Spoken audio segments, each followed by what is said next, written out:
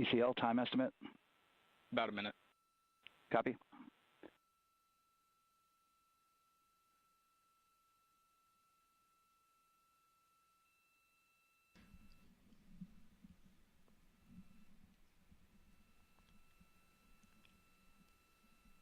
So we're going into the launch window, but not by much, it looks like.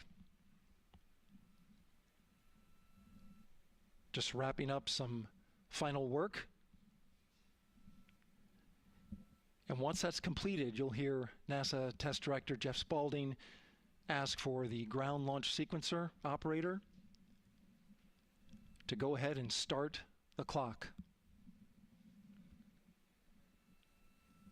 The ground launch sequencer is an application software. It runs on top of the launch control system in the firing room, acts like a conductor of an orchestra, executing hundreds of commands in precise order and timing. It's all autonomous. Entity CCL 212, short purge initiation is verified. All right, copy that, and we're verifying our constraints.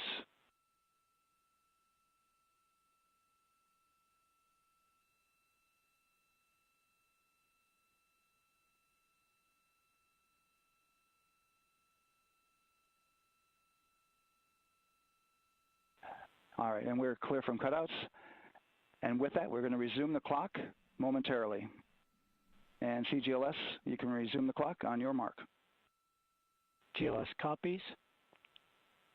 3, 2, 1, mark. GLS mainline has been initiated. T-minus 10 minutes and counting.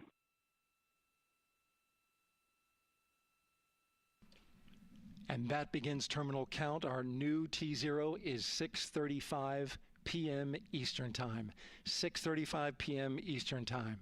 We are now counting down to liftoff of Artemis II.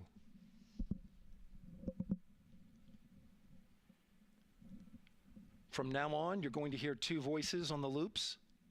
If everything goes nominally, NASA Test Director Jeff Spaulding, who's directly managing the launch team, and Alex Bendelos, the GLS operator who closely monitors the software. He has the ability to stop and restart the countdown.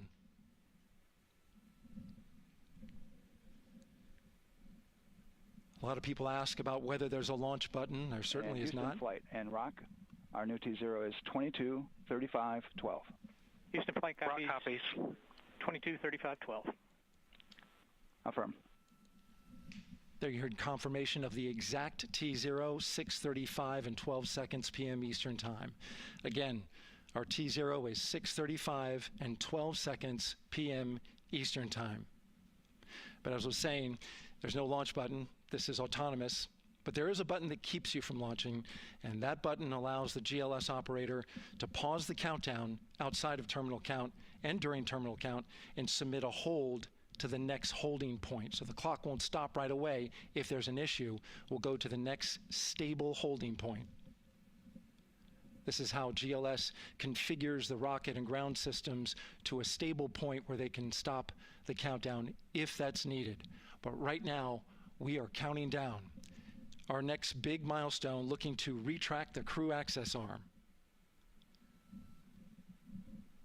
GLS is go for crew access arm retract. And there you see the crew access arm moving away.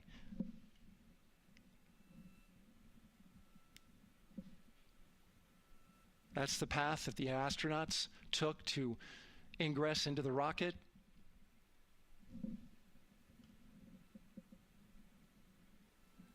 Until this point, that was their way off the pad if they needed to evacuate.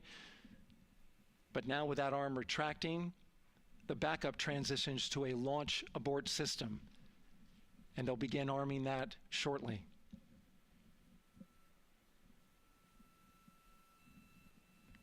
Of course, the launch abort system, great shot there of the crew access arm retracting away. The launch abort system is the tower at the top, and that's what would pull Orion and its crew off the top of the rocket in case of an emergency, whether it's on the ground or in flight. This is critical safety hardware that protects the lives of the astronauts.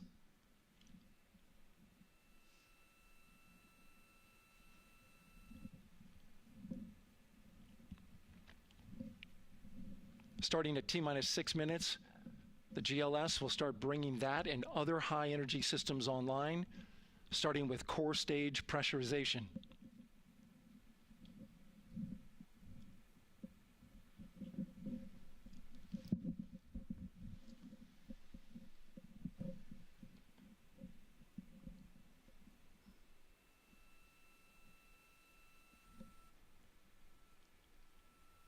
Weather is 90% go. The range is go. All systems are go.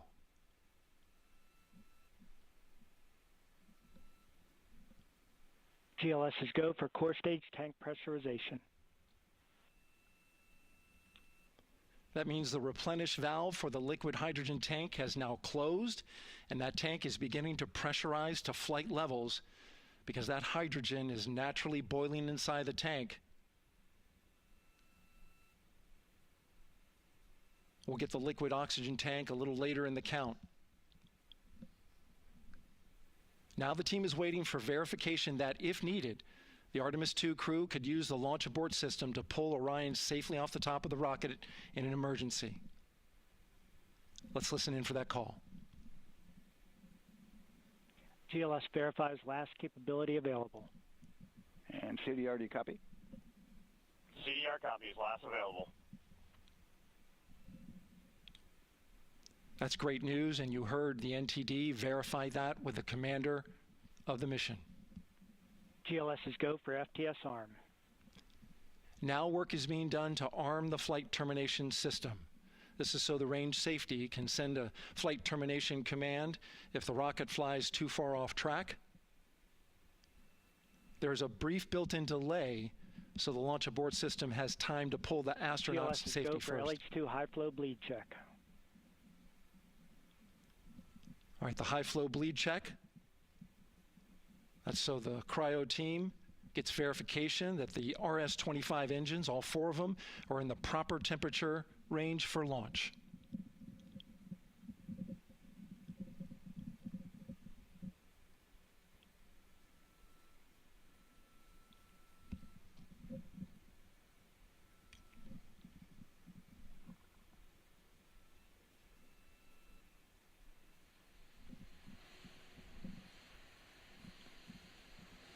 GLS is go for core stage APU start. Core stage APUs start. Those are auxiliary power units, high-speed turbines which provide pressure to hydraulic pumps that steer the RS-25 engines. We're going to see a gimbal test a little later at T-minus 2 minutes and 30 seconds. This is what allows that to happen.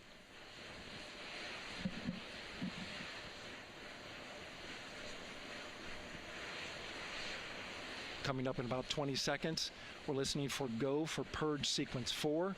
That's a helium purge of the 4 core stage engines downstream of the propellant valve. This gets all the air and moisture out of there.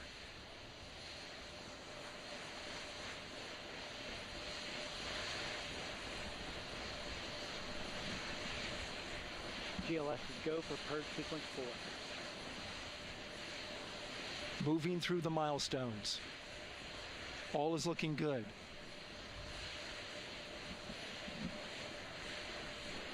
Coming up in just a few seconds, we're going to get that thrust vector control actuator test. This is a gimbaling of the engines.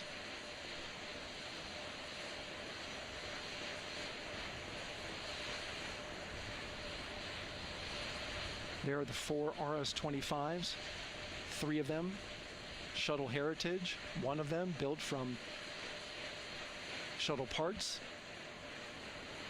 And there you see them moving.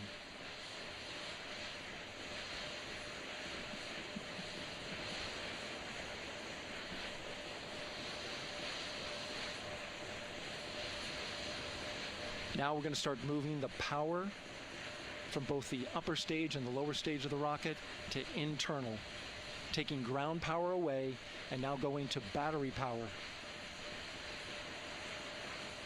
GLS is go for upper stage to internal power. All right, power is removed from the rocket's upper stage, the ICPS, and it's been switched to battery. Same milestone for the lower core stage coming up at T-minus 1 minute and 30 seconds. Right now, The 4-person Artemis II crew is 248,000 miles away from the moon. And if all goes well, they will fly by it in 6 days. GLS is go for core stage to internal power. All right, there's the rocket's core stage, which houses 3 flight computers, is now on its own power.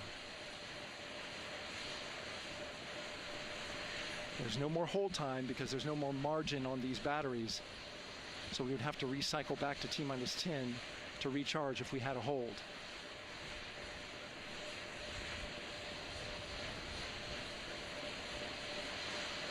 One minute. Right now, the rocket does not know what the T0 is, but coming up at T-minus 33 seconds, control shifts from the ground launch sequencer to the rocket's onboard autonomous launch sequencer, or ALS.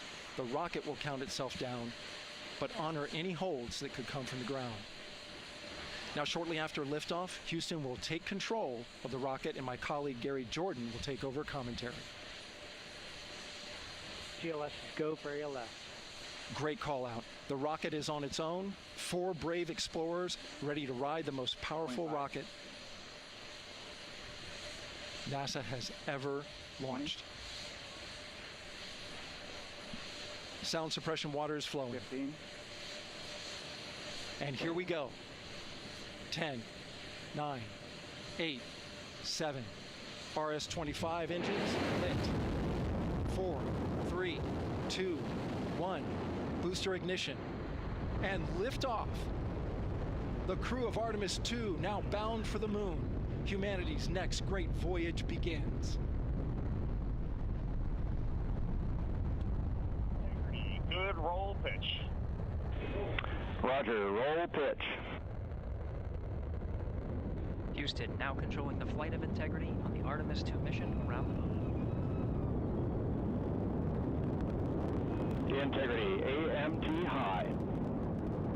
AMT high. On time passing 30 seconds into the flights. Integrity passes the alternate MECO. Target milestone. Mission Control Houston seeing good performance on the 4 main engines. Space Launch System core stage. Integrity, 3 miles in altitude. Traveling more than 1,200 miles per hour.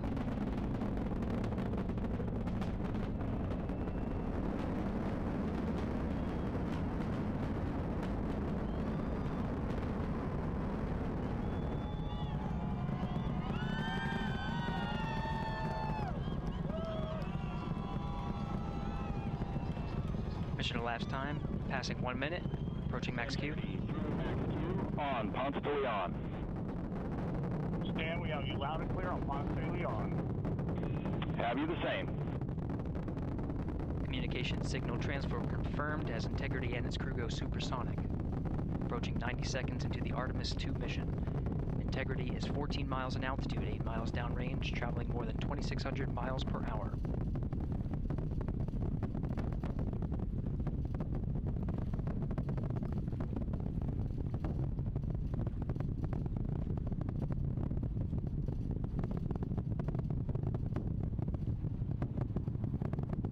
Minute 50 seconds of mission elapsed time, standing by for main engine throttle down to 85%, ahead of solid rocket booster separation expected at the 2-minute 9-second mark. We see throttle down.